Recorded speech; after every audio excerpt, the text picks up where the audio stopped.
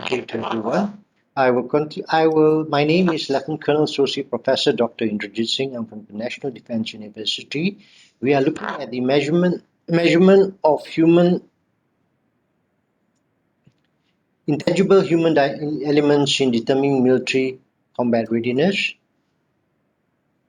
The Agung recently mentioned about the commitment of the Malaysian Armed Forces personnel, especially on the front line, not only for the security of the nation, but also for the security, their enhancements and duties during the operational period of COVID-19. This was mentioned in the 16th of September 2021 during the Armed Forces Day of Armed Forces 88th Day. Wars may be fought with weapons, but they are won by men. The spirit of the man who follow and of the man who leads that gains the victory. So we're looking at two parts here. One is equipment technology and the other one is human being. Okay, so we're going to look at the human being part. So basically my team of researchers consists of Professor Dr. Hassan Albana, who is the Ketua Project, and they are all members of the team here, including members from the Malaysian Armed Forces. This is my scope of presentation. Basically, we're talking about introduction right up to the research results and conclusion. We have looked at that military works on many infrastructure capabilities in terms of technology, equipment, and so on, but they also require the human element. Okay, the human element on motivation and morale of soldiers, because they are the deciding factor in the combat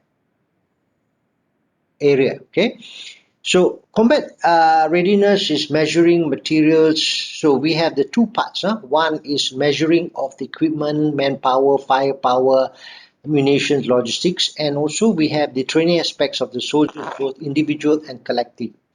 So modern military forces are concerned with survival effectiveness of the soldiers on the battlefield of today and tomorrow. So we are concerned of integrating the human element and also the technical systems plus the logistic support. Okay, let's look at this video and see how these tri-services of the Malaysian Armed Forces work together in Air Force, Navy and the Army. The integration of these three services are very important. Combat readiness, we're talking equipment, ships, we're looking at aircrafts, we're looking at ground crews, supporting elements, and of course the soldier element. Right? So this is how we talk about firepower and so on. We have all this and multiple equipment and but this is the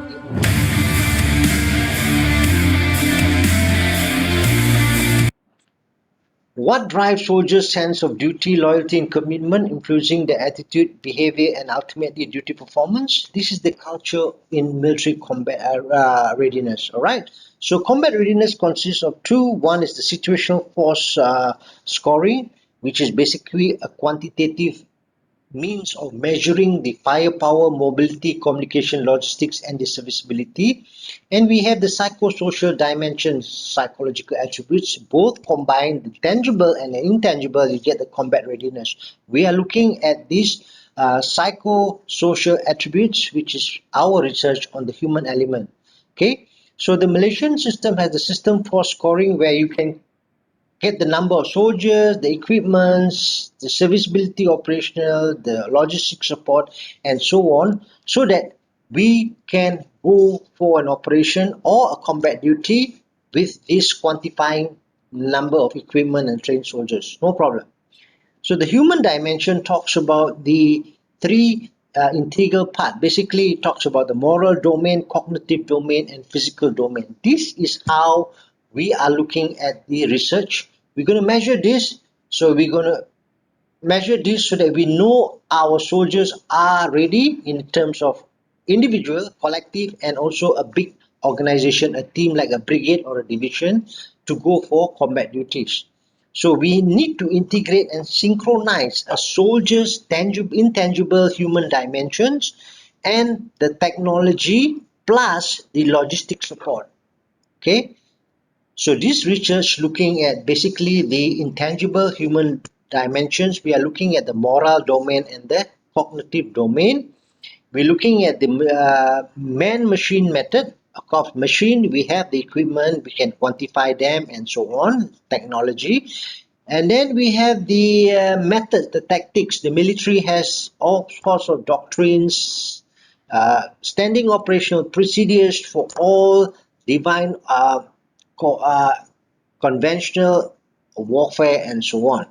Then we have that independent variable of man, soldier, human dimension, which our research is all about, how we measure them before they go for an operation. Then we're looking at the problem statement. We're looking at the situational force scoring. This is a formula, mathematical formula to quantify the number of equipments, logistic, firepower, manpower, and so on ready. That one is not a problem because we already have that formula, mathematical formula. But we are looking at this part here, the intangible human dimension, where we're going to come out with an applications to define whether a person or individual or a unit is ready for going for operation using the questionnaires which we have integrated and synchronized through interviews and uh, group discussion with all of the military personnel involved in combat duties. So basically, we are trying to. There is no instrument to measure intangible human factors in the Malaysian Army, or Malaysian organization. The SFS score scoring system only looks at the quantifying, which is we already have. We quantify the number of equipment and so on, but we have not measured the leadership, moral, fighting spirit, discipline, where we need to ensure that the soldier is ready. So how do we come up with this questionnaire into an application? We look at other armies like US, Australia, UK and Canada to come up with a set of questionnaire and an instrument score sheet which we collaborate with the application. Okay, so basically we are looking at this red part here, the intangible human dimensions, to complete the formula, the combat readiness. So literature review, we're looking at certain issues like we have an external threat. I remember, all of you remember, where we had intrusion in Lahad Datu in Sabah at our shorelines, coastline in Sabah, where we were taken, where we had to be very tight in our security and so on. There was a good lesson where some of our soldiers were very, very prepared. So we need to find out this type of soldiers, we need to go for this kind of operations. Okay, and we're looking at the man-machine method interface, which I mentioned. We need cognitive reasoning in making significant decision in the battlefield for the soldier. And let's look at this, a very interesting talk. We're talking about the future soldier system. Soldier system.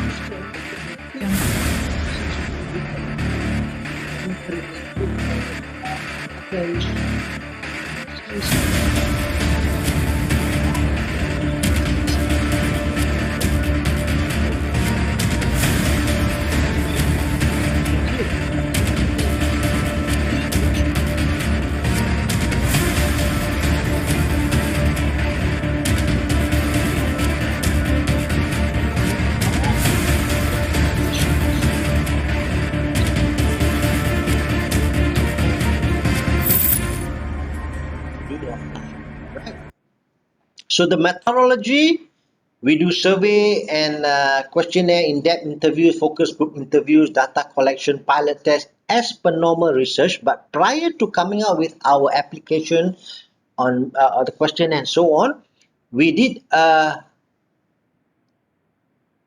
methodology. We did research from 2,460 respondents from Malaysian Armed Forces, Navy and Air Force, including Sabah and Sarawak, cross-sectional studies using a set of questionnaire. This set of sample was used using probability appropriate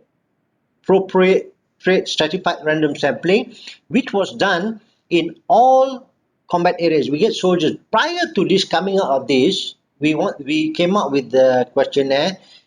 We had a lot of interviews. Okay, we went to Tawau. I went personally with my team to Operations Pasir there to look at the soldiers, how they went through the cognitive, mental. We interviewed, we even discussed with them what are the issues here before we come out with our questionnaires.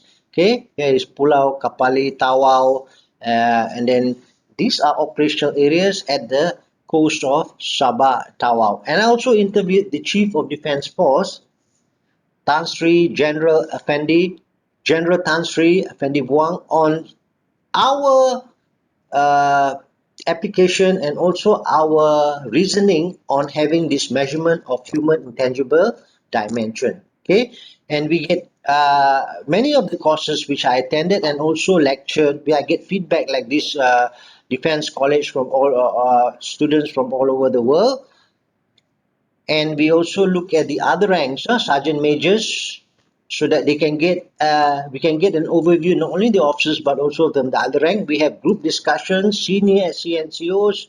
We had the regiment sergeant major, the highest ranking officer in an other rank component. We interviewed them, we talked to them, we had interviews, and finally our theoretical framework came out with the moral, quality of life, and military psychological factors. You can see the moral antecedents there, quality of life, antecedents, and military psychological factors. This is based on our interviews, focus. We spoke to senior officers, a lot of checks, and then we also had many other bits and pieces research, which we finally come out with this framework, and also we come out with a question, and we tested this on the 2,466 operational people who were working, soldiers who were working in operation and combat areas. Okay, we found out that moral has the strongest effect, and psychological and also the military psychological and quality of life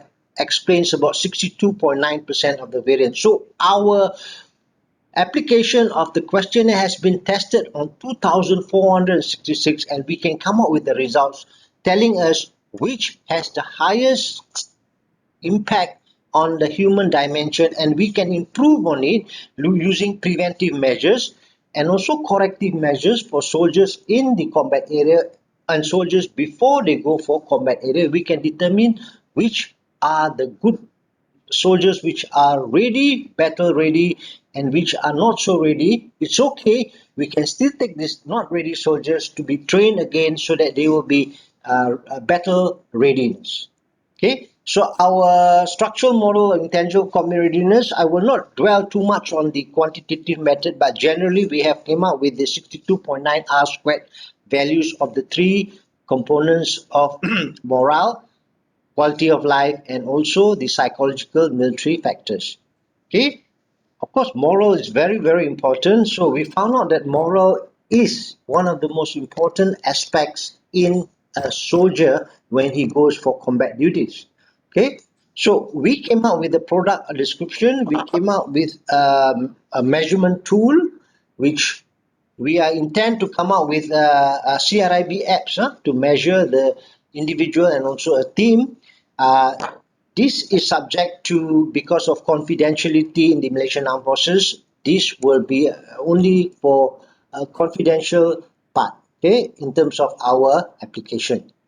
Then we have a questionnaire instrument copyright, which has been patented, okay, and this commercialization in terms of we intend to give it to not only for the Malaysian Armed Forces, we also give it to the police, the bomba, the coast guard, other security and defense organization. They can simply use our model and also this application. Okay, so we have publication, we have many publications, Scopus, ERA, ISA, ERA, and many other high index publication. We have won many awards here. We have gold medal in the Defense, Security and Sustainable DSS exhibition, gold medal, and I won the Best Presenter Award in the International Conference Social Science in 2019, and we won a bronze medal in the International Intellectual Exposition.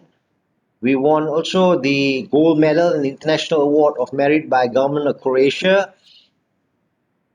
In general, we need to know to improve the quality of life and psychological matters by emphasizing great importance to improve the overall combat readiness. This is just significant as it provides the Malaysian Armed Forces the measurement to provide preventive and corrective measures based on the individual and collecting team scores before undergoing operational or combat duties.